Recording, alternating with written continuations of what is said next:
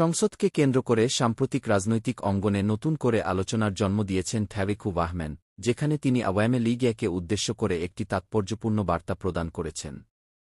তার বক্তব্যে তিনি দেশের বর্তমান রাজনৈতিক পরিস্থিতি, গণতন্ত্রের অবস্থা এবং জনগণের অধিকার নিয়ে সরব হন। তিনি অভিযোগ করেন, দীর্ঘদিন ধরে একদলীয় প্রভাবের কারণে সংসদ তার কার্যকারিতা হারাতে বসেছে এবং বিরোধী মতামতের যথাযথ মূল্যায়ন করা হচ্ছে না।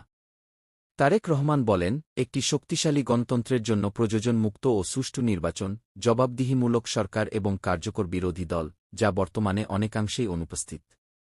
তার বক্তব্যে তিনি আওয়ামী লীগের প্রতি আহ্বান জানান, তারা যেন জনগণের প্রত্যাশা অনুযায়ী কাজ করে এবং রাজনৈতিক প্রতিহিংসা পরিহার করে। তিনি আরও বলেন, দেশকে এগিয়ে নিতে হলে সব দলের মধ্যে সংলাপ এবং সমঝোতার পরিবেশ তৈরি করা জরুরি। একই সঙ্গে তিনি ইঙ্গিত দেন যে, রাজনৈতিক সহিংসতা এবং দমননীতির পরিবর্তে গণতান্ত্রিক মূল্যবোধকে অগ্রাধিকার দিতে হবে। তারেক রহমান দাবি করেন, দেশের জনগণ এখন পরিবর্তন চায় এবং সেই পরিবর্তনের জন্য সবাইকে একসাথে কাজ করতে হবে। এদিকে তার এই বক্তব্যকে ঘিরে বিভিন্ন মহলে মিশ্র প্রতিক্রিয়া দেখা গেছে। সরকারপক্ষের নেতারা তার বক্তব্যকে রাজনৈতিক উদ্দেশ্যপ্রণোদিত বলে মন্তব্য করেছেন এবং বলেছেন, বাস্তবতার সঙ্গে এর মিল নেই।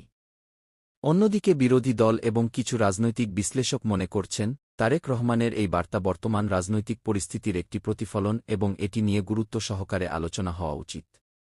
সংসদে সরাসরি উপস্থিত না থাকলেও তারেক রহমানের এই বার্তা রাজনৈতিক অঙ্গনে ব্যাপক প্রভাব ফেলেছে। অনেকেই মনে করছেন, এটি আসন্ন রাজনৈতিক পরিস্থিতির একটি ইঙ্গিত বহন করছে এবং ভবিষ্যতে দেশের রাজনীতিতে নতুন সমীকরণ তৈরি হতে পারে। সব মিলিয়ে তার এই বক্তব্য আবারও প্রমাণ করে, বাংলাদেশের রাজনীতিতে সংলাপ, সমঝোতা এবং গণতান্ত্রিক চর্চার গুরুত্ব কতটা বেশি, এবং সেই পথেই এগোলে দেশ আরও স্থিতিশীল ও উন্নয়নের দিকে অগ্রসর হতে